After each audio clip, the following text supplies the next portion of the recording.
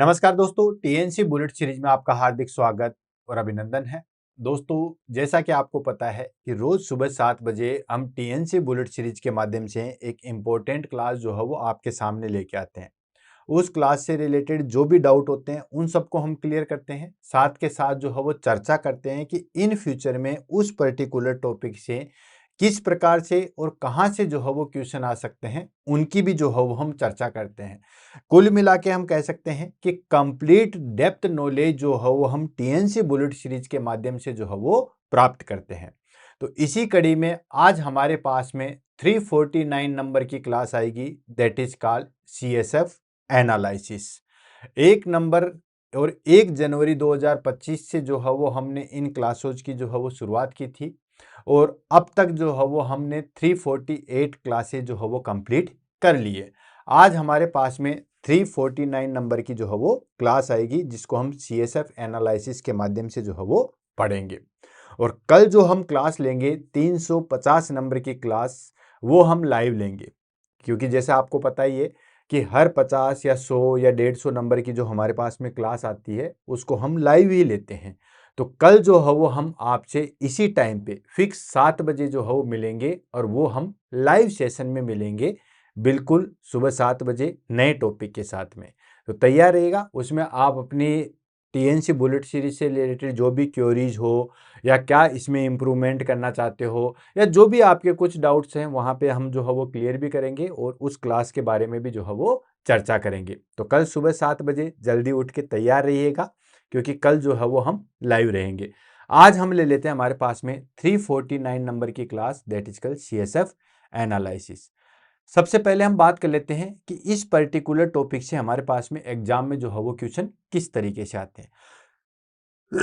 Sorry। तो दोस्तों, सबसे पहले मैं आपको बताना चाहूंगा कि इसमें ऑलरेडी जो है वो हमने लंबर पंचर के रूप में जो है वो एक क्लास ले रखी है। उसमें हमने जो है वो बताया था कि सीएसएफ को हम कैसे जो है वो कलेक्ट करते हैं, क्या पोजीशन जो है वो रखी जाती है और उसके बाद जो है वो हमारे पास में क्या क्या इंडिकेशन है, क्या क्या कॉन्ट्रा इंडिकेशन है, उन सब चीज़ों के बारे में जो है वो हमने डिस्कस किया था।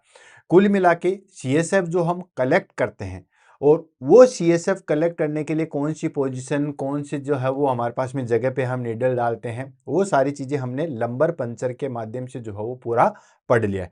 आज हम पढ़ेंगे इस क्लास के अंदर कि जो सीएसएफ हमने कलेक्ट किया है उसका एनालिसिस किस तरीके से करेंगे। अब एनालिसिस में हमारे पास में एग्जाम में जो क्वेश्चन है वो किस तरीके से आते हैं। एग्जाम में क्वेश्चन आते हैं कि ट्यूबरकुलिन मेनिंजाइटिस है, या हम बात करें कि हमारे पास में जो है वो कोई भी सिंपल मेनिंजाइटिस मान लो, या फिर जो है वायरल मेनिंजाइटिस मान लो, या जीबीएस मान लो। तो इसके अंदर जो है वो प्रोटीन कितनी होती है, देन ग्लूकोज लेवल कितना होता है सीएसएफ के अंदर। ठीक है, ये सबसे ज्यादा पूछा जाता है। जैसे मैं आपको एक एग्जांपल देता हूं कि गुलिनबर्ग सिंड्रोम है, जीबीएस है। जीबीएस भी ऑलरेडी हमने बुलेट सीरीज के अंदर जो है वो करवा रखा है। जीबीएस के अंदर जो है वो हमारे पास में सीएसएफ के अंदर जो प्रोटीन लेवल है वो हमारे पास में अभी आएगा, लगभग जो है हमारे पास में 15 से 45 मिलीग्राम पर डेसीलीटर होता है। वो कई गुना बढ़ जाता है, मतलब वो बढ़ जाता है हमारे पास में 500 700 तक जो है वो बढ़ जाता है। तो जीबीएस के अंदर प्रोटीन लेवल बहुत ज्यादा बढ़ जाता है और डब्ल्यूबीसी में कोई चेंजेस नहीं आते। ऐसे मैं बात करूं हमारे पास में, that is called bacterial meningitis. ठीक है, तो बैक्टीरियल मेनिंजाइटिस हमारे पास में आ गया, तो उसके अंदर हमारे पास में क्या होता है कि प्रोटीन लेवल भी इंक्रीज होता है एंड डब्ल्यूबीसी भी जो है हमारे पास में इंक्रीज होती है। तो हर डिजीज के अंदर हमारे पास में इसकी एनालिसिस की जाती है कि यार ये चीज सीएसएफ ऐसा शो कर रहा है तो ये डिजीज हो सकती है। समझ में आ गया? यानी कि सीएसएफ के माध्यम से हम ये पता लगाते हैं कि उस पर्टिकुलर पर्सन को जो है वो कौन सी डिजीज है। वही हमारे पास में आज क्लास है, सीएसएफ एनालिसिस। क्लियर है? तो बहुत बार करीब करीब सभी एग्जाम में क्वेश्चन आते हैं और वहां पे जो है हम किस तरीके से सही करके आएंगे उसको हम जो देखेंगे। ऑलरेडी मैंने आपको बता दिया है कि एग्जाम में क्वेश्चन आते हैं कि वायरल मेनिंजाइटिस में क्या होगा, बैक्टीरियल मेनिंजाइटिस में क्या होगा, जीबीएस में जो है वो हमारे पास में क्या होगा, इसके अंदर जो है वो सीएसएफ के अंदर क्या क्या चीजें चेंजेज आएगी वो हम देखेंगे। और आज की क्लास के अंदर हम साथ साथ ये भी देखेंगे कि नॉर्मल रेंज जो है वो हमारे पास में क्या होती है, कहाँ से सीक्रेट होता है, क्या चीज होती है, इनको सरफेसली देखेंगे, क्योंकि ऑलरेडी हमने जो है वो लंबर पंचर के अंदर जो है वो नॉर्मल जो है वो सीएसएफ के बारे में डिस्कस कर लिया है। तो उसको हम फटाफट देखेंगे। जो डेप्थ या जो ज्यादा हम जो है वो डिस्कस करेंगे वो करेंगे इसमें ग्लूकोज लेवल कितना होता है, प्रोटीन लेवल कितना होता है, डब्ल्यूबीसी कितनी होती है, पल्स सेल्स होती है या नहीं होती है, ब्लड सेल्स आरबीसी होती है नहीं होती, इन सब के बारे में जो है चर्चा करेंगे और इसको जो है वो कंप्लीट करेंगे। कुल मिला के जैसे मान लो आपके पास में सीएसएफ की 4-5 बोतल रख दी जाए, ठीक है, और उसके कलर के आधार पे जो है वो आप ये बताओगे कि यार इसमें ये डिजीज हो सकती है, या फिर उसके अपीयरेंस के आधार पे, या फिर जो है वो उसमें हमारे पास में जो है वो सॉरी, उसमें अपीयरेंस के आधार पे, प्रोटीन लेवल के आधार पे, उसमें हम जो है वो सारी चीज को डिस्कस करेंगे। तो वो सारा चीज आ गया हमारे पास में सीएसएफ एनालिसिस। तो इसके लिए हमारे पास में सबसे पहली चीज जरूरी होती है उसकी नॉर्मल वैल्यू, क्योंकि एबनॉर्मल हम तभी बता सकते हैं जब हमारे पास में नॉर्मल चीजें पता होती है। तो सबसे पहले हम बात कर लेते हैं दोस्तों इंट्रोडक्शन की। तो CSF that is called cerebro spinal fluid. Cerebro spinal fluid CSF is a clear colorless fluid product produced mainly by carotid plexus। ठीक है, यानी कि CSF है सेरिब्रो स्पाइनल फ्लूइड जो है वो एक क्लियर कलरलेस जो है वो फ्लूइड होता है, जो कि बेसिकली कहां से सीक्रेट होता है, वो होता है हमारे पास में कोरोइड प्लेक्सस से सीक्रेट होता है। ठीक है, तो ये ऑलरेडी जो है हमने बता रखा है कि जो CSF है सेरिब्रो स्पाइनल फ्लूइड है वो कोरोइड प्लेक्सस से जो है वो सीक्रेट होता है। और जो हमारे पास में एरिचिनोइड विलाई होती है या ग्रेनुलोसा होता है, क्या चीज, एरिचिनोइड ग्रेनुल्स, ठीक है, वहां से इसका जो है वो एब्जॉर्वेशन होता है। ठीक है, अब एक चीज तो हमारे पास में चीजें क्लियर होगी कि इसका कंटिन्यूस जो है वो सीक्रेशंस और एब्जॉर्वेशन होता रहता है। और ये बिल्कुल सही भी बात है, क्योंकि अगर हम 1 डे के हिसाब से देखें तो एक दिन में जो है वो लगभग हमारे पास में जो है वो 500 ml जो है वो CSF सीक्रेट हो जाता है। अप्रोक्सीमेटली 500 से जो है वो 750 ml जो है वो हमारे पास में जो है वो CSF सीक्रेट होता है, जबकि जो नॉर्मल CSF की वैल्यू होती है वो ओनली 150 ml होती है। यानी कि पूरे हमारे पास में ब्रेन एंड स्पाइनल कोड, ठीक है, ब्रेन एंड स्पाइनल कोड में जो है वो हमारे पास में टोटल CSF ही कितना होता है, 150 ml होता है, लेकिन पर डे सीक्रेट कितना हो रहा है, वो लगभग 500 से 750 ml जो है वो सीक्रेट हो रहा है। तो देखो कितना ज्यादा सीक्रेट हो रहा है। तो जितना सीक्रेट हो रहा है उसमें हमारे पास में लगभग एब्जॉर्ब भी हो जाता है, लगभग 150 ml जो है वो हमारे पास में जो है वो रहता है। अब ये CSF जो है वो होता कहां पे है, तो ज्यादा डिटेल में नहीं जाऊंगा, क्योंकि ज्यादा डिटेल में जाएंगे तो ऑलरेडी हमारे पास में जो लंबर पंचर की क्लास देखी थी वहां पे वो सारी चीजें हो जाएगी। तो बेसिकली हमारे पास में ये जैसे हमारे पास में ब्रेन हो गया, ठीक है, और ये हो गया हमारे पास में स्पाइनल कोड, राइट। ये लो मैं थोड़ा सा ऊपर कर लेता हूं, ये ब्रेन हो गया और ये स्पाइनल कोड हो गया। अब इसके चारों तरफ जो है वो हमारे पास में लेयर प्रेजेंट होती है। ठीक है, वो लेयर क्या करती है हमारे पास में कि इसको प्रोटेक्शन करती है, ये जो ब्रेन और स्पाइनल कोड है उसको प्रोटेक्शन करती है।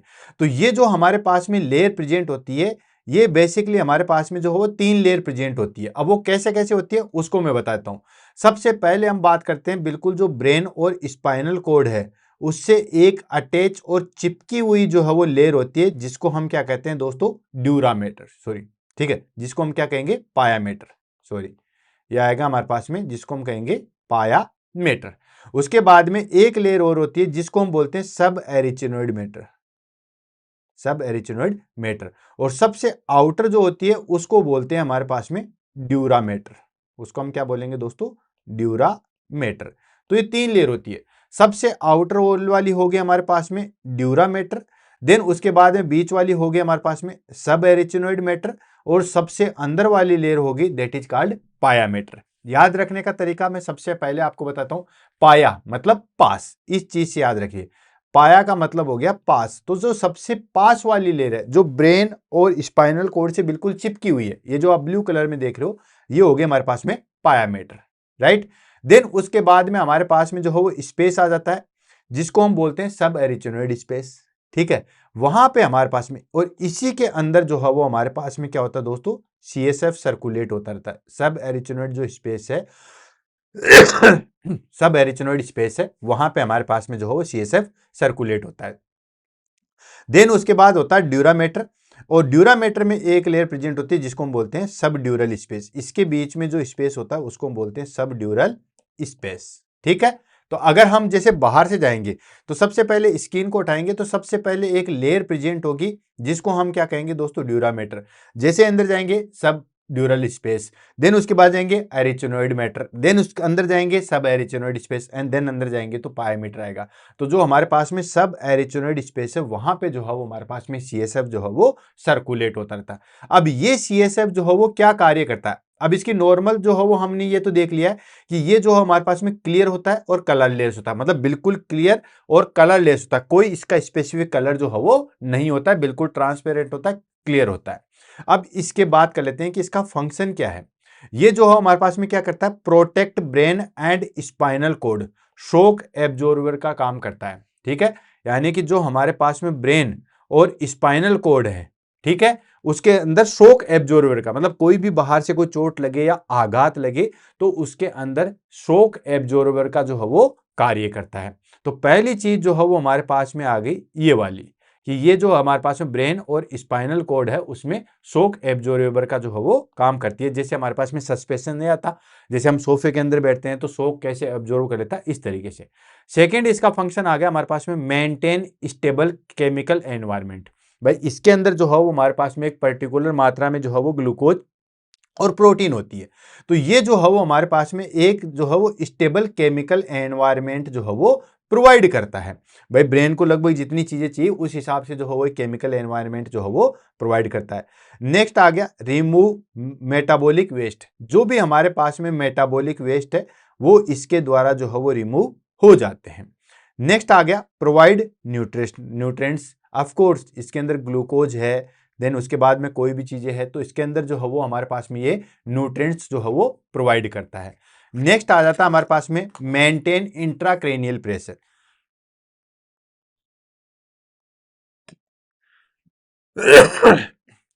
ये क्या करता है हमारे पास में, इंट्राक्रेनियल प्रेशर जो है उसको मेंटेन करता है, आईसीपी को जो है वो मेंटेन करता है। तो ये इसके जो है वो हमारे पास में फंक्शन हो गए। ठीक है, सारे फंक्शन आपको याद होने चाहिए। सबसे पहला इसका आ गया protect brain and spinal cord, brain और स्पाइनल कोड को प्रोटेक्ट करता है। Then maintain stable and chemical environment, chemical environment और उसको जो है वो स्टेबल करता है। रिमूव मेटाबॉलिक वेस्ट, जो भी मेटाबॉलिक वेस्ट है उसको रिमूव करता है, न्यूट्रिशन प्रोवाइड करवाता है, एंड इंट्राक्रेनियल प्रेशर को जो है वो मेंटेन करता है। नॉर्मल CSF की वैल्यू की बात करें तो इसकी वॉल्यूम जो है वो कितनी होती है, लगभग 150 ml होती है। और ये ऑलरेडी मैंने जो है आपको पहले बताया था कि इसकी नॉर्मल वैल्यू जो है वो कितनी होती है, 150 ml। लेकिन डेली प्रोडक्शन कितना होता है, डेली प्रोडक्शन होता है लगभग 500 ml पर डे। अगर आपको वो चीजें पूछे तो ये लगभग 500 से लगभग 720 ml पर डे जो है वो सीक्रेट होता है। ठीक है, कोरोइड प्लेक्सिस से जो है वो सीक्रेट होता है, और जो एरिचिनोइड ग्रेनुल्स है वहां पे जो है वो, या वीनस साइनस, ठीक है, इसको ध्यान रख लो, वीनस साइनस, साइनस से जो है वो एब्जॉर्ब होता है, इसका एब्जॉर्वेशन होता है। ठीक, तो ये हमारे पास में इसकी पर डे की जो है वो सीक्रेशन आ गई 500 से लेके 750 ml या 720 ml पर डे जो है वो प्रोडक्शन होता है। तो ये इसकी नॉर्मल होगी। देन उसके बाद आता है कि क्यों हम जो है वो हमारे पास में CSF का एनालिसिस करें। भाई टॉपिक हमारे पास में है कि हम CSF को जो है वो एनालिसिस करते हैं। तो कौन सी कंडीशन में हम CSF का एनालिसिस कर सकते हैं। भाई किसी को नॉर्मल फीवर है तो क्या उस कंडीशन में हम CSF का एनालिसिस करेंगे, नहीं, कोई मतलब ही नहीं है। तो कौन कौन सी ऐसी कंडीशन है जिसका पता लगाने के लिए या उस कंडीशन में हम जो है वो CSF का सैंपल लेते हैं, ताकि जो है वो हमारे पास में उस चीज का जो है वो पता लगाया जा सके। तो सबसे पहले आ जाता हमारे पास में सस्पेक्टेड मेनिंजाइटिस, चाहे वो बैक्टीरियल हो, चाहे वायरल हो, चाहे फंगल हो या ट्यूबरकुलर हो। मेनिंजाइटिस आपको पता ही है, मेनिंजाइटिस हो गया हमारे पास में, that is called inflammation of the brain meninges, जो हमारे पास में ब्रेन की लेयर है। ठीक है, ब्रेन की जो मेनिंजेज है इनके अंदर जो है हमारे पास में इन्फ्लामेशन हो जाता है, इसको हम क्या कहते हैं दोस्तों, दैट इज कॉल्ड मेनिंजाइटिस। अब वो इन्फ्लामेशन किसकी वजह से हो रहा है, वो बैक्टीरियल हो सकता है, वो वायरल हो सकता है, वो फंगल हो सकता है, वो ट्यूबरकुलिन हो सकता है। मतलब बैक्टीरिया की वजह से नाइजीरिया मेनिंजाइटिस है, ठीक है, उसकी वजह से जो है वो हमारे पास में मेनिंजाइटिस हो सकता है। वायरस की वजह से जो है हमारे पास में मेनिंजाइटिस हो सकता है। फंगल इन्फेक्शन की वजह से जो है हमारे पास में मेनिंजाइटिस हो सकता है, या ट्यूबरकुलोसिस की वजह से जो है वो हमारे पास में मेनिंजाइटिस हो सकता है। तो किसी भी तरीके से अगर हमें लगता है कि कोई पर्सन जो है वो हमारे पास में मेनिंजाइटिस से सफर कर रहा है, तो उस पर्सन में हम जो है वो CSF एनालिसिस करते हैं, या CSF जो है वो एग्जामिनेशन करते हैं, CSF का सैंपल लेते हैं जांच के लिए। नेक्स्ट आता है हमारे पास में सब एरिचिनोइड हेमरेज। ऑलरेडी जो है वो मैंने आपको CVA पढ़ाया हुआ है, ठीक है, ठीक, स्ट्रोक या CVA या हम कहें स्ट्रोक, ये जो है वो मैंने डिजीज पढ़ाई हुई है बुलेट सीरीज के अंदर। उसमें मैंने आपको ब्लीडिंग हेमरेज एंड सब एरिचिनोइड हेमरेज, जितने भी हमारे पास में जो है वो जितने भी हेमरेज थे वो सारे के सारे करवाए। तो सब एरिचिनोइड हेमरेज होता है। अब देखो सब एरिचिनोइड क्यों, सब एरिचिनोइड क्यों, क्योंकि कहीं पे भी चोट लगे और अगर हमारे पास में जो सब एरिचिनोइड स्पेस है वो डैमेज होगा, वहां पे ब्लड आएगा, उसी को तो हम चेक कर सकते हैं। मान लो ब्रेन के बीचों बीच जो है वो ब्लीडिंग होगी, उसको हम चेक कर पाएंगे? जी नहीं, कभी भी जो है वो हम चेक नहीं कर पाएंगे। तो जो हमारे पास में ब्रेन के अंदर ब्लीडिंग हो गई है, इस्चीमिया हो गया है, इंफार्क्शन हो गया, उसको हम चेक करने के लिए कभी CSF नहीं लेते। लेकिन चोट वहां लगी है जहां पे हमारे पास में जो है वो सब एरिचिनोइड एरिया है, वहां पे ब्लीडिंग हुई है, तो उसको हम चेक कर सकते हैं। क्यों? क्योंकि वहीं पे ब्लड रिसाव कर रहा है और वहीं पे हम सैंपल ले रहे हैं, सब एरिचिनोइड स्पेस से तो हम सैंपल ले रहे हैं। देन नेक्स्ट आता हमारे पास में मल्टीपल स्क्लेरोसिस, ठीक है। मल्टीपल स्क्लेरोसिस में हमारे पास में जो है वो ऑलरेडी जो हो, ये भी मैंने बुलेट सीरीज के अंदर करवा रखा है। वहां पे हमारे पास में क्या होता है कि जो माइलिन शीथ वगैरह जो है ब्रेन की, वो सेंट्रल नर्वस सिस्टम की वो डैमेज हो जाती है, तो उसको हम चेक करने के लिए भी हम जो है वो क्या करते हैं दोस्तों, CSF एनालिसिस करते हैं।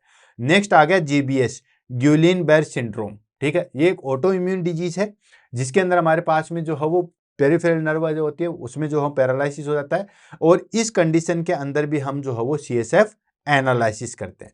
नेक्स्ट आ जाता है कोई भी मैलिग्नेंसी हो, कौन सी? CNS, सेंट्रल नर्वस सिस्टम की कोई भी ट्यूमर हो, कोई भी जो है वो मैलिग्नेंसी हो, उसको चेक करने के लिए हम जो है वो यहाँ पे CSF एनालिसिस करते हैं। नेक्स्ट आ गया ऑटो इम्यून न्यूरोलॉजिकल डिसऑर्डर, कोई भी नर्व से रिलेटेड या कोई भी न्यूरोलॉजिकल से रिलेटेड जो है वो हमारे पास में डिसऑर्डर है, उसको चेक करने के लिए हम क्या करते हैं दोस्तों, ये करते हैं, CSF एग्जामिनेशन करते हैं। नेक्स्ट आता है सेंट्रल नर्वस सिस्टम इंफेक्शन, जिसको हम बोलते हैं एनसेफेलाइटिस, ठीक है। ब्रेन पेरिकाइमल सेल्स में कहीं पे भी जो हो इन्फ्लामेशन होता है उसको बोलते हैं एनसेफेलाइटिस। तो अगर CSF के अंदर जो है वो हमारे पास में इन्फेक्शन है, तो उसको चेक करने के लिए हम CSF एग्जामिनेशन करते हैं। नेक्स्ट आ जाता है हमारे पास में दैट इज का न्यूरोसिफेलिस, ठीक है। नर्व के अंदर डैमेज हो जाए हमारे पास में, उसको हम बोलते हैं न्यूरोसिफेलिस, उसके लिए। एंड लास्ट वन आ जाता है intracranial pressure elevation, intracranial ICP जो है वो हमारे पास में बढ़ जाता है, उसके अंदर भी हम जो है वो CSF चेक करते हैं।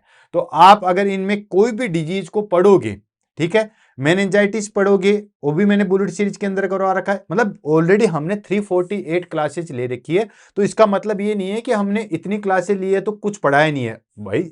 348 क्लासेज लिए तो कुछ तो पढ़ाया होगा। तो 348 में ऑलमोस्ट जितने भी इंपॉर्टेंट टॉपिक है ना वो हमने ऑलरेडी करवा रखे हैं, ठीक है।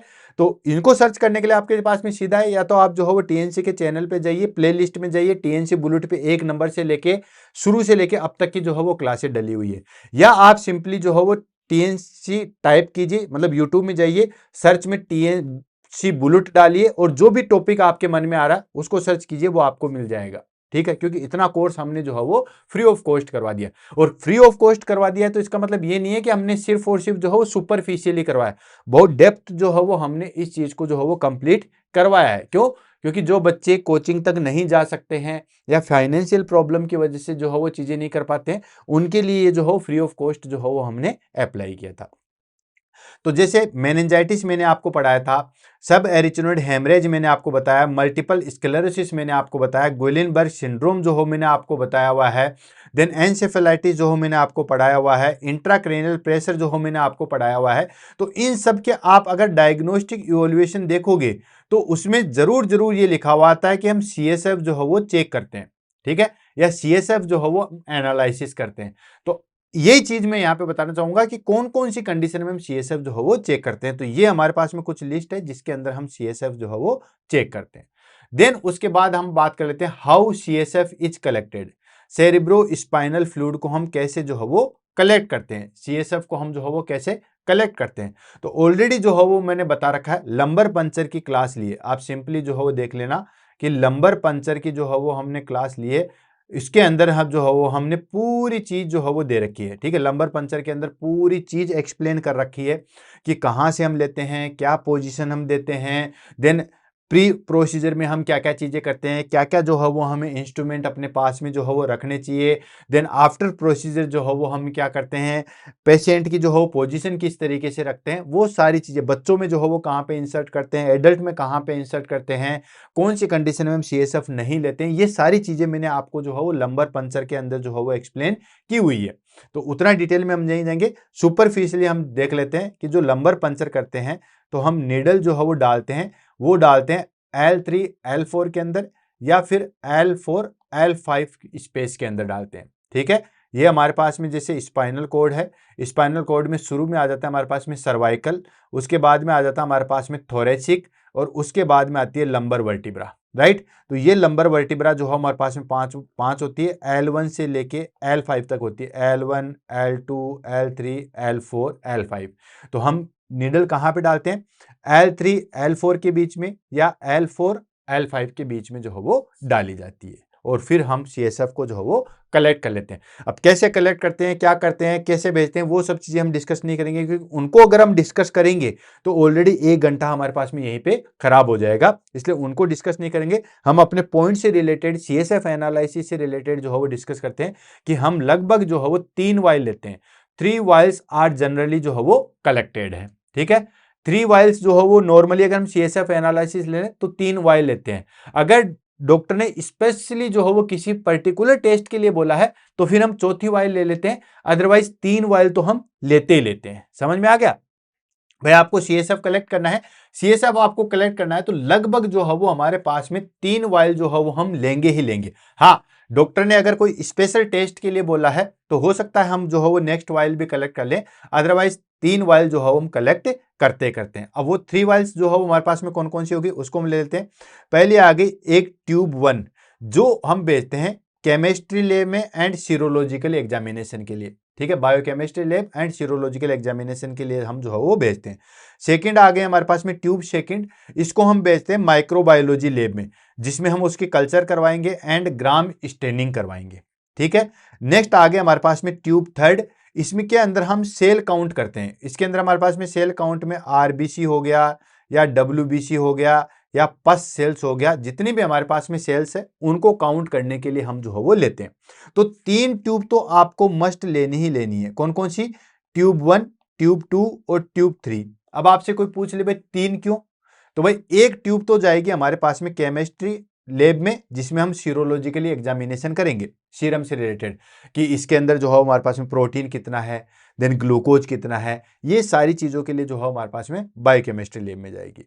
सेकेंड ट्यूब को हम माइक्रोबायोलॉजी लैब में भेजेंगे, जिसमें हम कल्चर करवाएंगे, ग्राम स्टेनिंग करवाएंगे कि ट्यूबरकुलोसिस मेनिंजाइटिस तो नहीं है या और कोई तो नहीं है, या कौन सा बैक्टीरियल जो है वो हमारे पास में है, किसकी वजह से मेनिंजाइटिस हुआ है, वो सारी चीज़ें, बैक्टीरियल ग्रोथ है या फिर फंगल ग्रोथ है, कौन सी ग्रोथ है, कौन सा बैक्टीरिया है, पॉजिटिव है नेगेटिव है, ये सारी चीज़ों के लिए। और थर्ड ट्यूब हम लेते हैं, वो लेते हैं हमारे पास में सेल काउंट के लिए। सेल काउंट करते हैं, उसमें हमारे पास में RBC WBC पल्स सेल्स कितनी है, वो सारी चीज़ें। लास्ट हमारे पास में ट्यूब फोर्थ आती है, वो ऑप्शनल होती है। वो कब ली जाती है, जब डॉक्टर किसी स्पेशल टेस्ट के लिए बोले कि नहीं इसका ये टेस्ट भी जो है वो करवाना है, तो उसमें हम जो है वो ट्यूब 4 जो है वो ले सकते हैं। क्लियर, तो 3 ट्यूब तो आपको लेनी लेनी है। अगर डॉक्टर ने किसी स्पेशल टेस्ट के लिए बोला तो 4 ट्यूब आपको जो है वो लेनी है।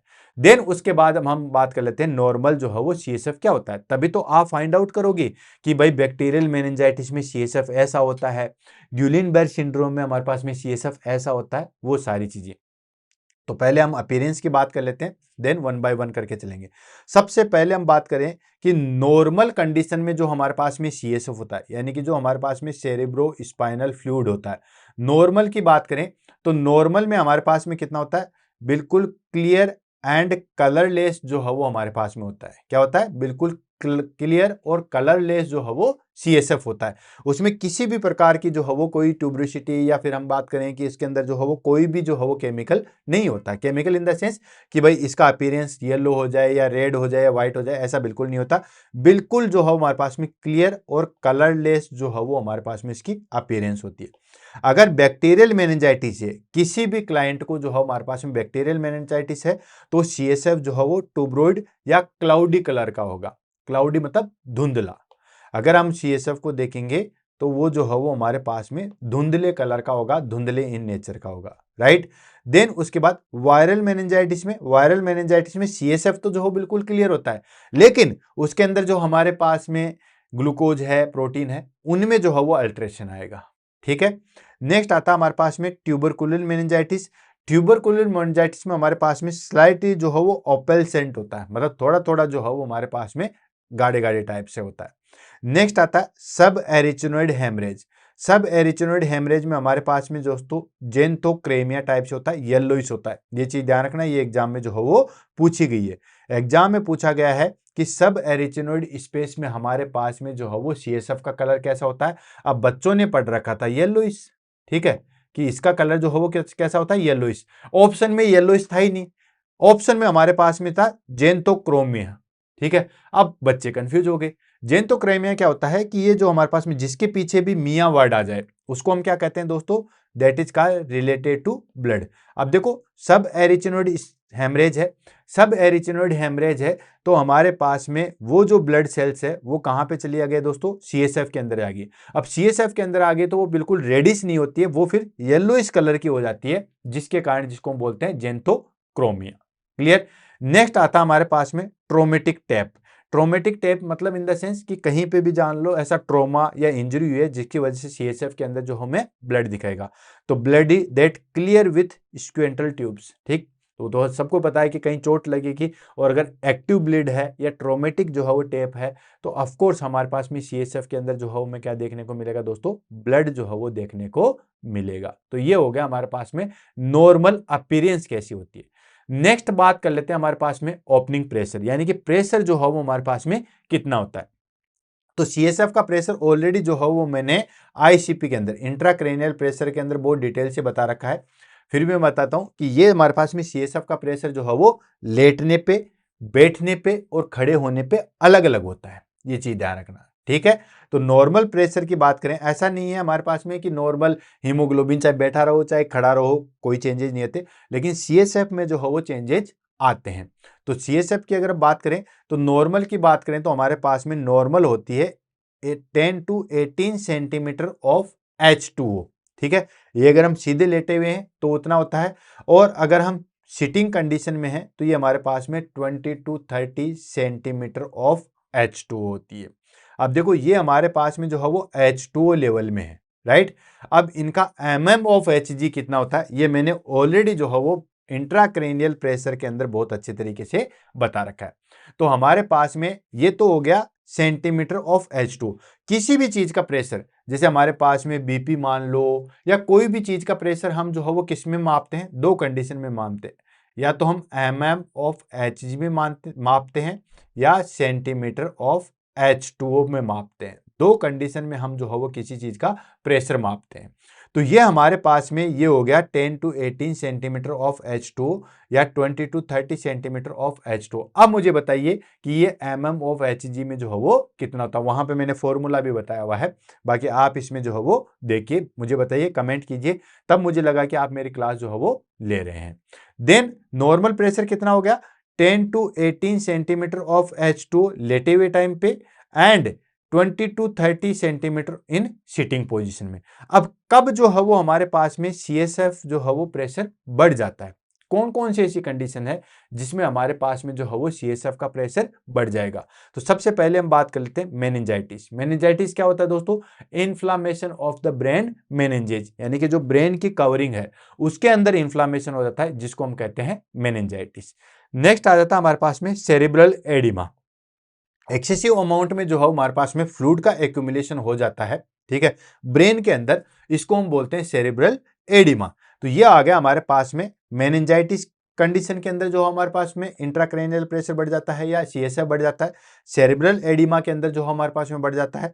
नेक्स्ट आ गया इंट्राक्रैनियल हैमरेज, यानी कि ब्रेन के मेनिंजेज के अंदर जो है हमारे पास में ब्लीडिंग हो जाए, ब्लीडिंग होने की वजह से वहां पे प्रेशर जो है वो बढ़ जाए, जिसको हम बोलते हैं इंट्राक्रैनियल हैमरेज।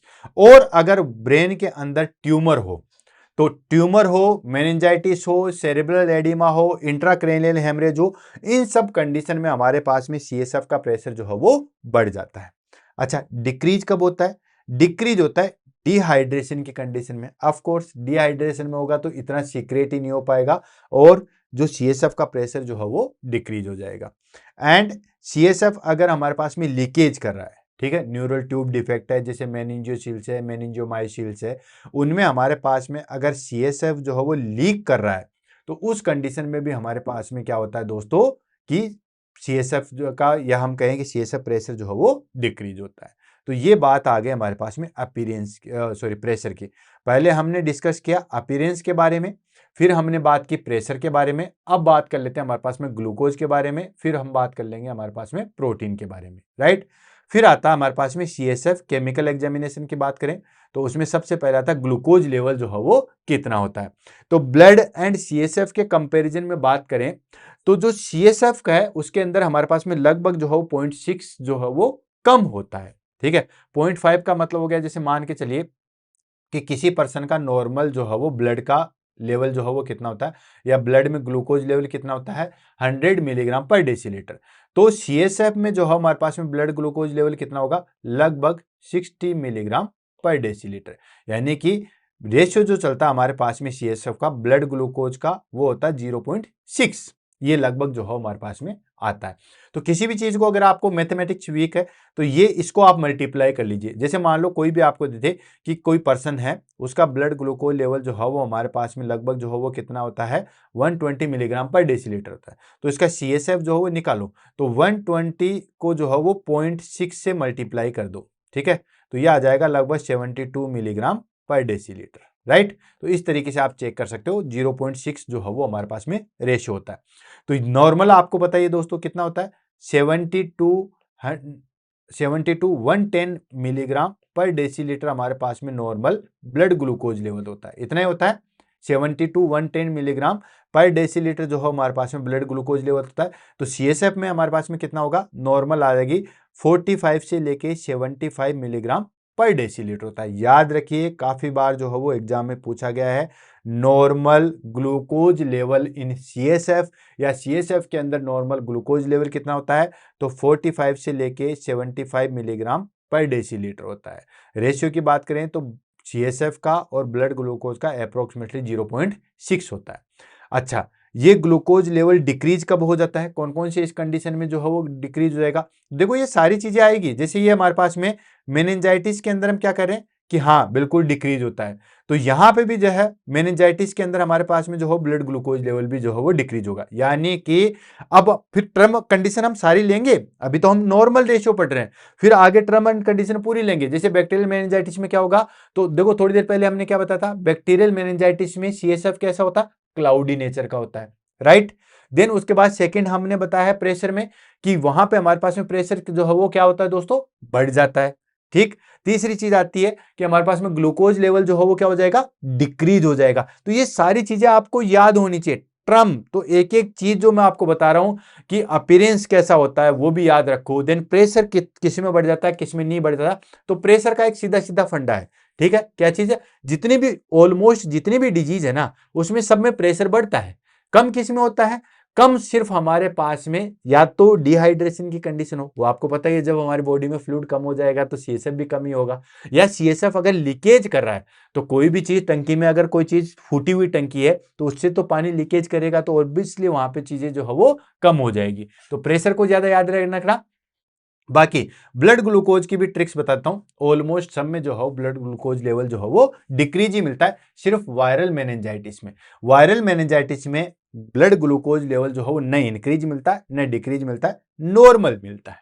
क्लियर। तो इस तरीके से आप ट्रिक्स करके याद रख सकते हो। और उसका मैं और रीजन बताऊं कि दोस्तों एक्चुअली क्या होता है कि वायरस जो है हमारे पास में ग्लूकोज का मेटाबॉलिज्म नहीं करता, बाकी बैक्टीरिया मेटाबॉलिज्म कर लेता है, फंगल कर लेता है, मैलिग्नेंसी करते हैं, वो तो ग्लूकोज को पूरा खा जाती है। अब ग्लूकोज को खा जाएगी तो ऑब्वियसली चीज है कि वहां पे डिक्रीज हो जाएगा। तो कोई चीज को रटो मत, अच्छे तरीके से समझो और कोई चीज की दिक्कत नहीं है। जैसे अपीयरेंस की बात की थी, तो जितने भी थे हम वहां पे हमारे पास में अपीयरेंस चेंज हो रहा था, लेकिन वायरल मेनिंजाइटिस में कोई अपीयरेंस चेंज नहीं हो रहा था। ऐसे हमारे पास में प्रेशर, जो भी डिजीज है उसमें याद रखो कि प्रेशर जो है वो बढ़ता रहता है, सिर्फ दो कंडीशन मैंने आपको बताई थी, वहां पे जो है वो डिक्रीज होता है। देन उसके बाद में हमारे पास में लो ग्लूकोज लेवल, लो ग्लूकोज की बात करें तो हमारे पास में आता है बैक्टीरियल मेनिंजाइटिस, ठीक है। देन उसके बाद ट्यूबरकुलर मेनिंजाइटिस, ठीक है, फंगल मेनिंजाइटिस एंड मैलिग्नेंसी, ठीक है। तो इन सब कंडीशन में ब्लड ग्लूकोज लेवल जो है वो हमारे पास में डिक्रीज होता है। समझ में आ गया, क्लियर हो गया। तो लो ग्लूकोज लेवल की अगर हम बात करें तो लो ग्लूकोज लेवल आता है हमारे पास में बैक्टीरियल मेनिंजाइटिस में ब्लड ग्लूकोज लेवल डिक्रीज होगा, ट्यूबरकुलिन मेनिंजाइटिस में ब्लड ग्लूकोज लेवल डिक्रीज होगा, फंगल मेनिंजाइटिस में ब्लड ग्लूकोज लेवल डिक्रीज होगा और मैलिग्नेंसी कंडीशन में जो है ब्लड ग्लूकोज लेवल डिक्रीज होगा। नेक्स्ट आ जाता है हमारे पास में नॉर्मल ग्लूकोज की बात करें तो वायरल मेनिंजाइटिस के अंदर जो है हमारे पास में ग्लूकोज लेवल जो है बिल्कुल नॉर्मल रहेगा। क्लियर है, उसके अंदर न इंक्रीज होगा न डिक्रीज होगा। अब बात कर लेते हैं हमारे पास में प्रोटीन की। तो प्रोटीन जो है हमारे पास में सीएसएफ में कितना होता है, वो होता है हमारे पास में लगभग 15 टू 45 मिलीग्राम पर डेसीलीटर। जब क्लास शुरू हुई थी तभी मैंने आपको बताया था। देन उसमें हमारे पास में प्रोटीन लेवल, इसका भी याद रखो, ग्लूकोज लेवल जो है वो डिक्रीज होता है, ठीक है, ग्लूकोज जी गिरता है, ठीक है, प्रोटीन प्रोडक्शन होता है। तो ऑलमोस्ट जितने भी डिजीज है उसमें प्रोटीन लेवल इंक्रीज ही मिलेगा, ठीक है। हाँ, वायरल मेनिंजाइटिस के अंदर जो हो बिल्कुल नॉर्मल मिल सकता है। तो वायरल मेनिंजाइटिस हर जगह जो है वो हमारे पास में एक्सेप्शन के रूप में आ रहा है, राइट। तो हाई प्रोटीन जो है वो किस में देखने को मिलेगा, हाई प्रोटीन हमें देखने को मिलेगा दोस्तों बैक्टीरियल मेनिंजाइटिस में, ट्यूबरकुलिन मेनिंजाइटिस में एंड फंगल मेनिंजाइटिस में। यानी कि वायरल मेनिंजाइटिस को छोड़ के ऑलमोस्ट सब में जो है वो हमारे पास में प्रोटीन लेवल जो है वो ज्यादा मिलेगा। जीबीएस की बात करें, ग्यूलिनबर्ग सिंड्रोम में, उसमें बहुत ज्यादा बढ़ जाता है, वेरी हाई, ठीक है, 100 से लेके 1000 मिलीग्राम पर डेसीलीटर होता है, मतलब डायबिटीज की वाली कंडीशन जैसी आ जाती है। देन स्पाइनल कोड इंजरी होते हैं या स्पाइनल कोड ट्यूमर होता है, उसमें हमारे पास में प्रोटीन लेवल इंक्रीज होता है। और हैमरेज की कंडीशन में हमारे पास में जो है प्रोटीन लेवल इंक्रीज होता है।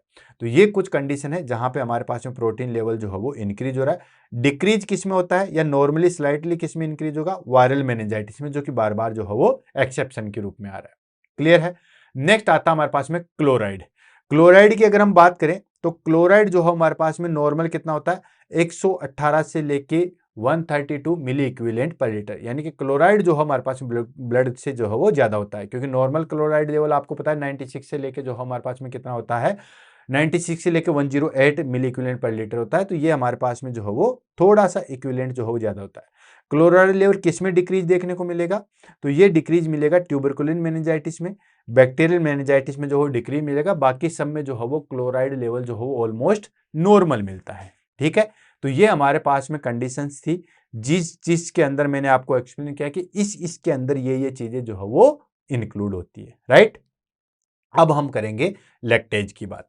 लैक्टेट के बाद बात करने के बाद अब फिर आ जाएगा हमारे पास में अलग अलग डिजीज के बारे में कि वायरल मेनिंजाइटिस में क्या होता है, मतलब सबको हम फिर समराइज करेंगे। लैक्टेट की बात करें तो नॉर्मल लैक्टेट जो है हमारे पास में कितना होता है, 1.1 से लेके 2 मिलीमोल पर लीटर होता है। लैक्टेट की बात करें तो ये हमारे पास में नॉर्मल रेंज है 1.1 से लेके 2.0 मिलीमोल पर लीटर। हाई की बात करें कि हाई किस में होता है, तो हाई होता है हमारे पास में बैक्टीरियल मेनिंजाइटिस में हाई होता है, हाइपोक्सिया कंडीशन में भी जो है वो हमारे पास में हाई होता है, एंड पुअर प्रोग्नोसिस स्टेट, मतलब पुअर प्रोग्नोसिस हो गया कि अब इसको ठीक होना जो है वो हमारे पास में पॉसिबल नहीं है। तो इन सब कंडीशन में हमारे पास में दोस्तों क्या होता है कि ये इन कंडीशन में जो है वो हमारे पास में हाई होता है। देन नॉर्मल की बात करें कि नॉर्मल इन वायरल मेनिंजाइटिस, ठीक है, वायरल मेनिंजाइटिस वही एक्सेप्शन है, उसमें हमारे पास में जो है वो नॉर्मल होता है, ठीक है। तो वो सारी चीजें आगे हमारे पास में इस कंडीशन में कि लैक्टेट जो है वो इतना होता है। हाई की बात करें तो bacterial meningitis, hypoxia, poor prognosis stage, इन सब कंडीशन में हमारे पास में जो है वो लैक्टेट हाई होता है, और वायरल मेनिंजाइटिस की कंडीशन में हमारे पास में लैक्टेट जो है वो डिक्रीज होता है। क्लियर। नेक्स्ट हम बात कर लेते हैं हमारे पास में CSF माइक्रोस्कोपिक एग्जामिनेशन। ठीक है, CSF माइक्रोस्कोपिक एग्जामिनेशन की बात करें तो सेल काउंट अगर हम बात करें तो नॉर्मली आपको पता है कि हमारे पास में जो लिम्फोसाइट्स है वो लगभग होती है 0 से लेके 5 लिम्फोसाइट्स पर पर क्यूबिक मतलब बहुत रेयर केस में होती है। पर क्यूबिक का मतलब समझते हो, जहां पे हमारे पास में आरबीसी है वो मिलियन की संख्या में होती है, डब्ल्यूबीसी जो है वो हजारों की संख्या में होती है, 4000 से 11000 होती है। देन हमारे पास में प्लेटलेट जो है वो हमारे पास में 1.5 लाख से 4 लाख पर क्यूबिक होती है।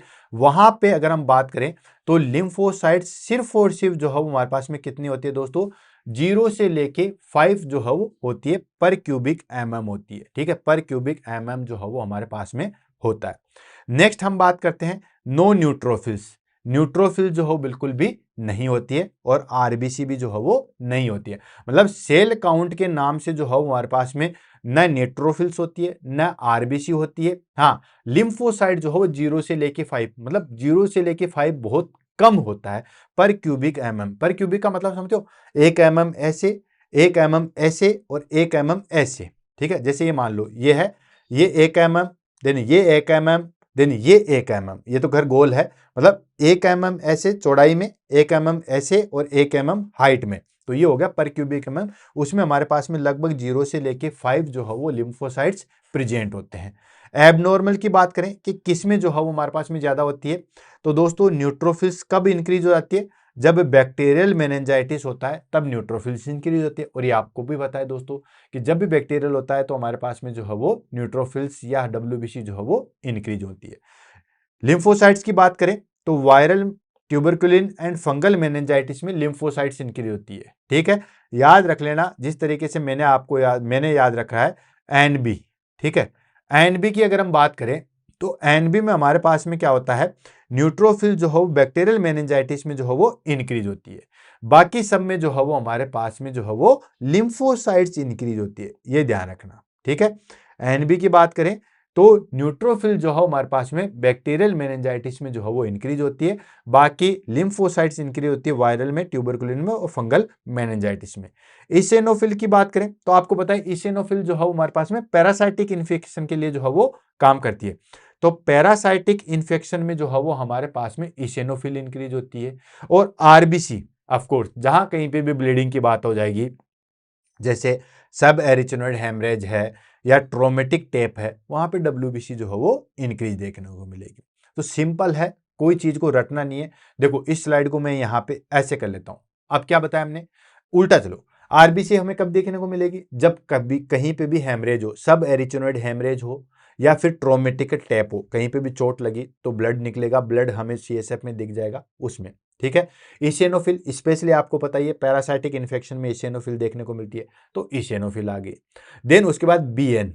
ठीक है, यानी कि हमारे पास में बैक्टीरियल मेनिंजाइटिस के अंदर जो है वो न्यूट्रोफिल इंक्रीज होती है, बाकी सबके अंदर लिम्फोसाइट इंक्रीज होती है। अब इसमें क्या रह गया ऐसा, कोई भी तो ऐसी चीज नहीं है जो याद नहीं है। न्यूट्रोफिल्स बैक्टीरियल मेनिंजाइटिस में, बाकी लिम्फोसाइट्स हमारे पास में वायरल, ट्यूबरकुलिन, फंगल मेनिंजाइटिस में, इसेनोफिल आपको पता है पैरासाइटिक इन्फेक्शन में, और आरबीसी जो है हमारे पास में सब एरिचिनोइड एंड ट्रोमेटिक टेप में जो है वो इंक्रीज होती है। क्लियर है। ग्राम स्टेन की बात करते हैं भाई, ग्राम स्टेनिंग के लिए भी तो हम जो है वो उस सैंपल को भेजते हैं, तो ग्राम स्टेनिंग करवाते हैं positive in bacterial meningitis. Of course gram staining करवाते हैं, तो ग्राम स्टेनिंग जो है वो पॉजिटिव कब शो करता है हमारे पास में, जब बैक्टीरियल मेनिंजाइटिस होता है। And help in rapid identification, तुरंत हमें अगर किसी बैक्टीरिया के बारे में जानना है, ठीक है, जैसे मान लो ट्यूबरकुलिन मेनिंजाइटिस होता तो एबी स्टेनिंग करवा लो, एसिड फास्ट बेसिक स्टेनिंग करवा लो। ठीक है, ऐसे अगर हम बात करें तो उस तरीके से करवा लो, तो वो सारी चीजें आ गई, that is called help in rapid identification. तुरंत अगर हमें कोई चीज करनी है, तुरंत हमें किसी चीज का जांच करना है तो हम तुरंत कर सकते हैं, तो वो आ गया हमारे पास में, that is called gram staining. Next हम बात करते हैं एबी स्टेन। एबी स्टेन की अगर हम बात करें तो पॉजिटिव इन ट्यूबरकुलिन मेनिंजाइटिस, वो आपको पता ही है कि टीबी का जो बैक्टीरिया होता है ट्यूबरकुलिन, ठीक है, ये बैक्टीरिया जो है वो एबी स्टेन करता है, एसिड फास्ट बेसिलाई। ठीक है, एसिड फास्ट बेसिलाई स्टेनिंग जो है वो हम ट्यूबरकुलोसिस के बैक्टीरिया के लिए करते हैं। तो अगर ट्यूबरकुलिन मेनिंजाइटिस है तो एसिड फास्ट स्टेनिंग करेंगे तो वो चीज देखने को मिल जाएगी। नेक्स्ट आता हमारे पास में इंडिया इंक। इंडिया इंक की अगर बात करें तो फॉर क्रिप्टोकोकस न्यू फॉर्मेशन, यानी कि अगर फंगल इन्फेक्शन या फंगल मेनिंजाइटिस है तो इंडिया इंक से जो हम चेक करते हैं। बाकी ओलिंगोकोकल बैंड्स जो है वो पॉजिटिव किस में आता है, मल्टीपल स्क्लेरोसिस के अंदर जो है वो आता है। ओलिंगोकोकल बैंड्स जो है वो मैंने मल्टीपल स्क्लेरोसिस जब बताया था तो वहां पे जो है वो क्लियर कर रखा था कि वहां पे जो है वो किस तरीके से जो है वो लेयर बन जाती है। तो ये आ गया हमारे पास में ग्राम स्टेनिंग। अब बात कर लेते हैं हमारे पास में अलग अलग डिजीज को, ताकि फिर इस टॉपिक को जो है वो हम फिनिश करें। तो CSF finding in major disease. अब मेजर डिजीज मैंने वो ली है जो कि एग्जाम के अंदर जो है वो पूछी जाती है, क्योंकि जो TNC बुलेट सीरीज के पढ़ने का तरीका हमारे पास में यही है कि एटलीस्ट वो चीजें ले जो एग्जाम में सबसे ज्यादा आती है। अब हमने सब में अलग अलग देखा, ठीक है, कि इसके अंदर ये चीज आती है, इसके अंदर ये चीज आती है, वो सारी चीजें आती है। तो उसको अंदर अगर हम अलग अलग चीजों को लेके आए, अब फटाफट जो हो इनको समराइज कर देते हैं। तो सबसे पहले हम बात कर लेते हैं बैक्टीरियल मेनिंजाइटिस। अब बैक्टीरियल मेनिंजाइटिस के अंदर मैंने बताया था कि अपीयरेंस जो हो कैसा होता है, ट्यूबरॉइड या क्लाउडी। क्या होता है दोस्तों, ट्यूबरॉइड या क्लाउडी नेचर का होता है, जो कि हमने डिस्कस किया था। देन प्रेशर जो है वो हमारे पास में किस में होता है। अब देखो मैं सबको समराइज कर रहा हूं, ठीक है, ताकि आपको ये लग रहा था ना कि ये चीजें हार्ड है। अब प्रेशर की बात करें तो प्रेशर क्या मिलेगा दोस्तों, इंक्रीज मिलेगा। तो वो सब में इंक्रीज मिल रहा था, चाहे हमारे इसमें बैक्टीरियल मेनिंजाइटिस हो, चाहे वायरल मेनिंजाइटिस हो, चाहे फंगल मेनिंजाइटिस हो, चाहे हमारे पास में ट्यूबरकुलिन मेनिंजाइटिस हो, सब में प्रेशर इंक्रीज मिल रहा था। सिर्फ दो कंडीशन, कौन कौन सी, एक डिहाइड्रेशन की कंडीशन में और दूसरा हमारे पास में CSF लीकेज की कंडीशन में प्रेशर डिक्रीज मिलेगा, बाकी सब में इंक्रीज मिलेगा। इसलिए चाहे बैक्टीरियल मेनिंजाइटिस आए, चाहे हमारे पास में वायरल मेनिंजाइटिस आए, चाहे फंगल मेनिंजाइटिस आए, सब में जो है वो हमारे पास में प्रेशर इंक्रीज मिलेगा। नेक्स्ट हम बात करते हैं सेल्स की। तो मैंने आपको बताया था NB न्यूट्रोफिल्स जो है वो बैक्टीरियल मेनिंजाइटिस में, ठीक है। तो न्यूट्रोफिल्स जो है वो हमारे पास में इंक्रीज मिलेगी, बाकी सब में लिम्फोसाइट्स, याद आ रहा है। तो न्यूट्रोफिल जो है हमारे पास में इंक्रीज मिलेगी। ग्लूकोज लेवल मैंने आपको बताया था कि ग्लूकोज लेवल सब में डिक्रीज मिलेगा, जितनी भी हमारे पास में डिजीज है उसमें सब में डिजीज में जो डिक्रीज मिलेगा, सिर्फ एक वायरल मेनिंजाइटिस उसमें नॉर्मल रहता है। तो ग्लूकोज लेवल जो है हमारे पास में डिक्रीज मिलेगा। एंड प्रोटीन लेवल सब में इंक्रीज मिलेगा एक्सेप्ट वायरल मेनिंजाइटिस। तो प्रोटीन लेवल जो है वो इंक्रीज मिलेगा। तो इस तरीके से देखो पूरी डिजीज का मैंने समराइज कर दिया। अब बताओ आपको क्लास कैसे लगती है इस तरीके से। तो इस तरीके से हमारे पास में आपको याद रखना, अपीयरेंस की बात करें, इसीलिए TNC बुलेट सीरीज बच्चे जो है वो सबसे ज्यादा पसंद करते हैं। अपीयरेंस की बात करें तो वो ट्यूबरॉइड इन नेचर का होता है, यानी कि क्लाउडी इन नेचर का होगा। ओपनिंग प्रेशर की बात करें तो हमारे पास में वो इंक्रीज मिलेगा, जो सब में इंक्रीज मिलता है। सेल्स की बात करें तो बैक्टीरियल में न्यूट्रोफिल्स होते हैं, बाकी सब में लिम्फोसाइट्स जो है वो इंक्रीज मिलती है। ग्लूकोज लेवल सब में डिक्रीज मिलेगा एक्सेप्ट वायरल मेनिंजाइटिस में। एंड प्रोटीन लेवल सब में इंक्रीज मिलेगा एक्सेप्ट वायरल मेनिंजाइटिस में। तो ये कंडीशन आ गई, that is called bacterial meningitis. Clear. Next आता हमारे पास में वायरल मेनिंजाइटिस। वायरल मेनिंजाइटिस में मैंने आपको बताया था कि अपीयरेंस जो हो बिल्कुल क्लियर होता है, राइट। ओपनिंग प्रेशर की बात करें तो वहां पे बताया था कि बिल्कुल नॉर्मल होता है या कभी कभी इंक्रीज देखने को मिलता है। सेल्स की बात करें तो क्या मिलता है दोस्तों, वायरल मेनिंजाइटिस हो, ट्यूबरकुलिन मेनिंजाइटिस हो, फंगल मेनिंजाइटिस, सब में जो है वो क्या इंक्रीज मिलेगा दोस्तों, लिम्फोसाइट जो है वो हमारे पास में इंक्रीज मिलेगा। देन ग्लूकोज, ये ऐसी मेनिंजाइटिस है, वायरल मेनिंजाइटिस एक ऐसी मेनिंजाइटिस है जिसमें लगभग जो हमारे पास में ग्लूकोज और प्रोटीन लगभग जो है वो नॉर्मल मिलती है। बाकी जितने भी हमारे पास में मेनिंजाइटिस हैं उन सब में ग्लूकोज लेवल जो है वो हमारे पास में क्या होता है दोस्तों, डिक्रीज होता है, और प्रोटीन लेवल जो है वो इंक्रीज मिलता है। तो ये हो गया हमारे पास में वायरल मेनिंजाइटिस के बारे में, ठीक है। तो रटो मत, समझो। रटने वाले स्टूडेंट तो वैसे भी जो हो मुझे ठीक नहीं लगते हैं, तो समझो इस चीज को।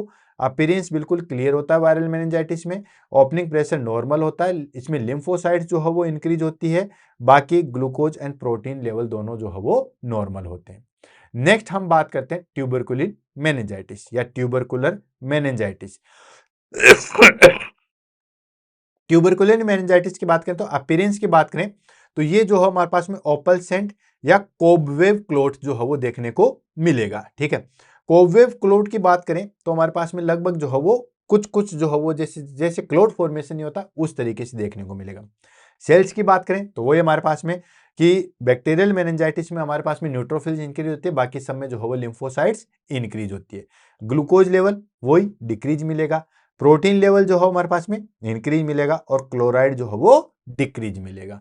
ये होगा हमारे पास में किसके अंदर दोस्तों, ट्यूबरकुलर मेनिंजाइटिस। ठीक है, तो अपीयरेंस हो गया हमारे पास में बिल्कुल जो है वो ऑप्लेसेंट तरीके से हो गया। लिम्फोसाइट जो है वो हमारे पास में इंक्रीज मिलेगी, ग्लूकोज लेवल डिक्रीज ही मिलेगा, प्रोटीन लेवल जो है वो इंक्रीज मिलेगा, क्लोराइड लेवल जो है हमारे पास में डिक्रीज मिलेगा ट्यूबरकुलर मेनिंजाइटिस में।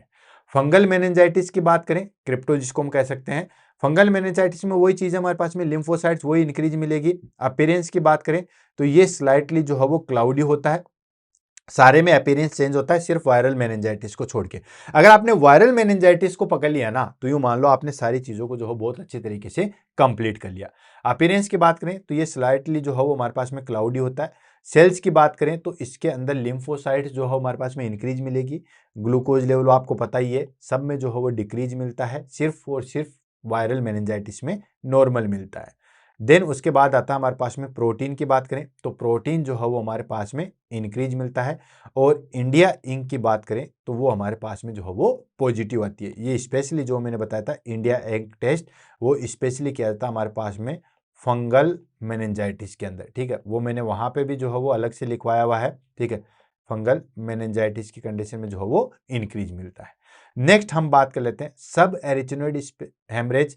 सब एरिचिनोइड हेमरेज में हमारे पास में सबसे मेन चीज देखी जाती है आरबीसी। ठीक है, वो हमारे पास में जो हो तो उसके अंदर हमारे पास में सब एरिचिनोइड है हेमरेज है या ट्रोमेटिक टेप है, तो उसमें आरबीसी जो है वो हमें देखने को मिलेगी। और जहां कहीं पे भी ब्लड की बात आती है या ब्लीडिंग की बात आती है तो आरबीसी जो है वो हमें इंक्रीज मिलेगी। नेक्स्ट आता हमारे पास में जेंथोक्रोमिया, वो प्रेजेंट होगा। जेंथोक्रोमिया होता है येलोइश कलरेशन। ठीक है, येलोइश कलर। ठीक है, yellowish colour of CSF. CSF का जो है वो येलोइश कलर हो जाता है, वो मैंने आपको वहां पे बताया था कि येलोइश कलर एग्जाम में जो है वो पूछा गया, जिसको बोलते हैं जेंथोक्रोमिया। वो जो है वो हमारे पास में प्रेजेंट होता है। नॉर्मल कंडीशन में हमारे पास में सीएसएफ क्या होता है दोस्तों, क्लियर होता है, लेकिन इसमें हमारे पास में बिल्कुल येलोइश होगा, येलो येलो कलर का जो है वो सीएसएफ देखने को मिलेगा। ओपनिंग प्रेशर की बात करें तो वो हमारे पास में इंक्रीज मिलेगा, एंड प्रोटीन जो है वो हमारे पास में इंक्रीज मिलेगा। ब्लड ग्लूकोज का यहाँ पे रोल होता नहीं है, ब्लड ग्लूकोज न आपको इंक्रीज मिलेगा न ही जो है वो डिक्रीज मिलेगा, क्योंकि ये जो है वो हमारे पास में सब एरिचिनोइड जो है वो हेमरेज है। क्लियर है। अब बात कर लेते हैं ग्यूलिनबर्ग सिंड्रोम में, सबसे ज्यादा क्वेश्चन भी इसी में पूछे जाते हैं। ग्यूलिनबर्ग सिंड्रोम में हमारे पास में क्या होता है दोस्तों, हाई प्रोटीन। अब प्रोटीन जो है वो कितना होता है, नॉर्मल प्रोटीन आपको पता ही है, नॉर्मल प्रोटीन जो है वो सीएसएफ का कितना था, 15 टू 45 मिलीग्राम पर डेसीलीटर, इतना ही था। लेकिन जीबीएस के अंदर, गुइलिनबर्ग सिंड्रोम के अंदर प्रोटीन कितना होता है दोस्तों, 100 से लेके 1000 मिलीग्राम पर डेसीलीटर तक पहुंच जाता है, मतलब इतना ज्यादा पहुंच जाता है नॉर्मल। लेकिन सेल काउंट जो हमारे पास में न्यूट्रोफिल्स है या लिम्फोसाइट्स है वो बिल्कुल नॉर्मल रहेंगे। तो ऐसी कंडीशन बहुत कम देखने को मिलती है कि प्रोटीन लेवल इंक्रीज हो जाए और नॉर्मल सेल काउंट जो हो वो नॉर्मल है, यानी कि सेल काउंट तो बिल्कुल नॉर्मल और प्रोटीन लेवल इतना ज्यादा इंक्रीज हो जाए।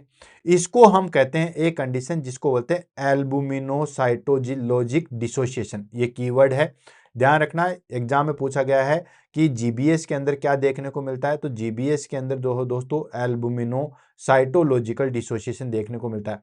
एल्बुमिनोसाइटोलॉजिकल डिसोसिएशन में क्या होता है, बहुत ज्यादा जो है वो प्रोटीन इंक्रीज होती है, बहुत ज्यादा, जितना मैं एरो लगा सकूं उतना बहुत ज्यादा जो है वो प्रोटीन इंक्रीज मिलती है, और सेल काउंट जो है वो हमारे पास में नॉर्मल मिलता है।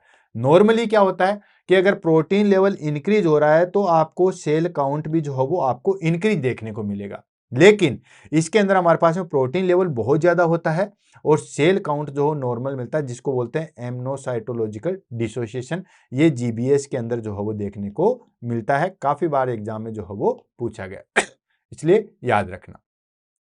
नेक्स्ट हम बात करते हैं मल्टीपल स्क्लेरोसिस के अंदर। मल्टीपल स्क्लेरोसिस के अंदर क्या होता है दोस्तों, protein level and glucose level जो है वो हमारे पास में नॉर्मल मिलते हैं, लेकिन ओलिगोकोकल बैंड जो है वो हमारे पास में पॉजिटिव मिलते हैं। ओलिगोकोकल बैंड जो है वो ऑलरेडी मैंने मल्टीपल स्क्लेरोसिस जब पढ़ाया हुआ था वहां पे मैंने बताया हुआ है। ठीक है, तो ओलिगो कोलोनर्जिकल बैंड जो है वो पॉजिटिव मिलेंगे, बिल्कुल एक लेयर सी जो है वो बन जाती है। अब फटाफट बात कर लेते हैं, that is called nursing responsibility in CSF analysis. जब भी हम सीएसएफ एनालिसिस कर रहे हैं तो नर्सिंग की क्या रिस्पॉन्सिबिलिटी बनती है, इसको हम डिस्कस कर देंगे एंड टॉपिक को फिनिश करेंगे। तो सबसे पहले बिफोर प्रोसीजर हम क्या करते हैं, बिफोर प्रोसीजर करेंगे explain procedures and obtain consent. जब भी हम कोई प्रोसीजर कर रहे हैं तो आपको पता है कंसेंट हम लेते ही लेते हैं, और प्रोसीजर को एक्सप्लेन करना हमारे पास में जिम्मेदारी होती है। क्यों?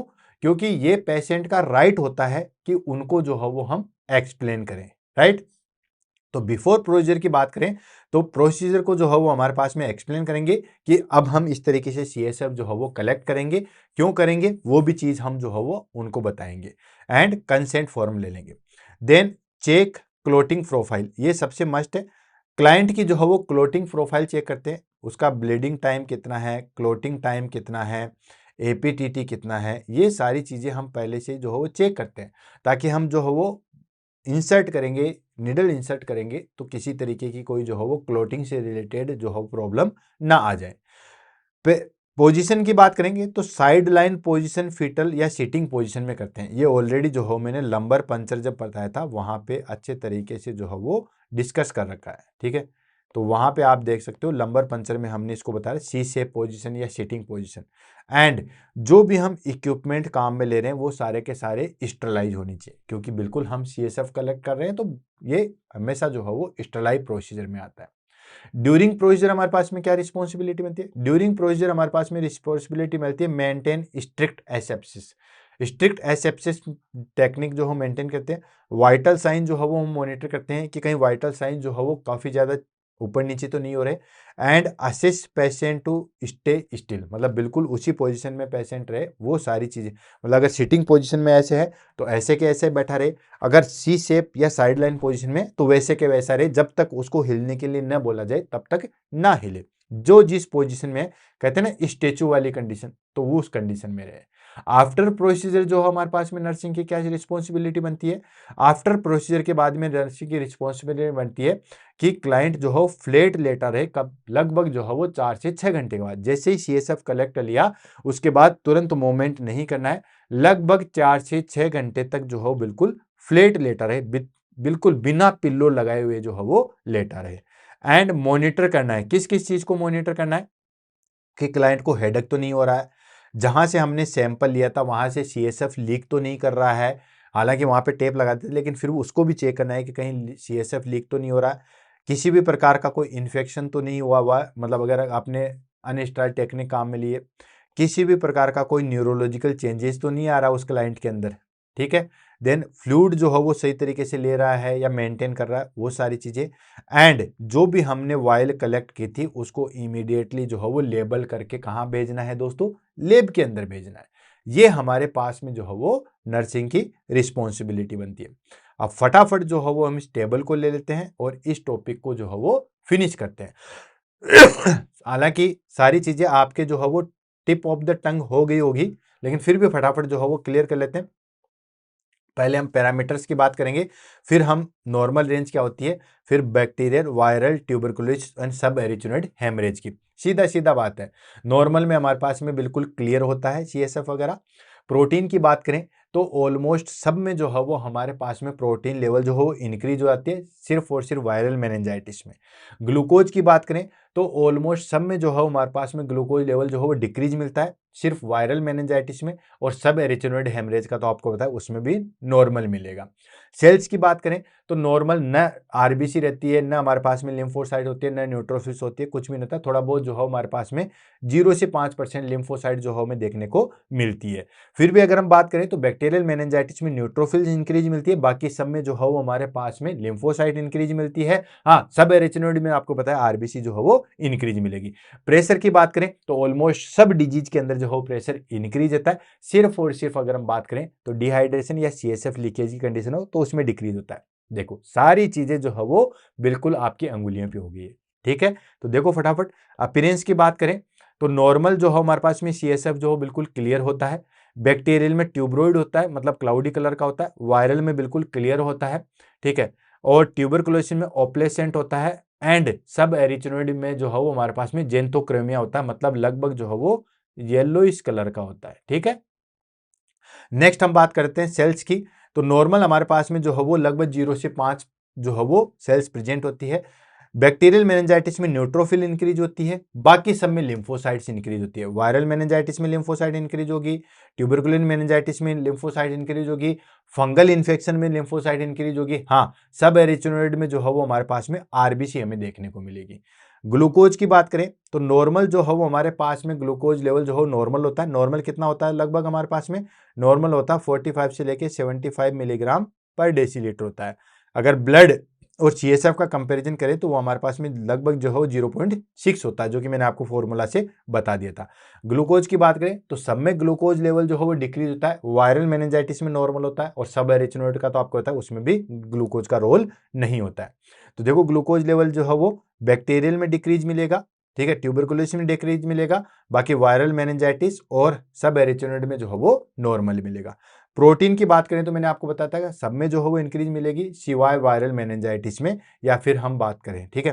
तो देखो नॉर्मल हमारे पास में प्रोटीन लेवल जो है वो कितना होता है? नॉर्मल प्रोटीन लेवल जो है वो 15 टू 45 मिलीग्राम पर डेसीलीटर होता है। ठीक है, ये होता है हमारे पास में, ये देख सकते हो आप, जो हमने पहले जो है वो डिस्कस किया था ऑलरेडी, जो है वो सारी चीजें जो है वो पहले से डिस्कस किया था। ये देखो, ये आ गया आपका प्रोटीन, ठीक है, और ये आ गया हमारे पास में ग्लूकोज। दोनों को जो है मैंने आपको वहीं पे एक्सप्लेन कर दिया था।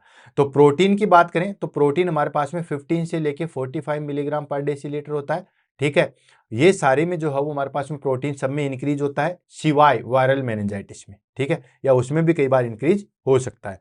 तो देखो बैक्टीरियल मेनिंजाइटिस में इंक्रीज होता है, वायरल मेनिंजाइटिस में इंक्रीज होता है, ट्यूबरकुलिन मेनिंजाइटिस में इंक्रीज होता है और सब एरिचिनोइड हेमरेज में भी इंक्रीज होता है।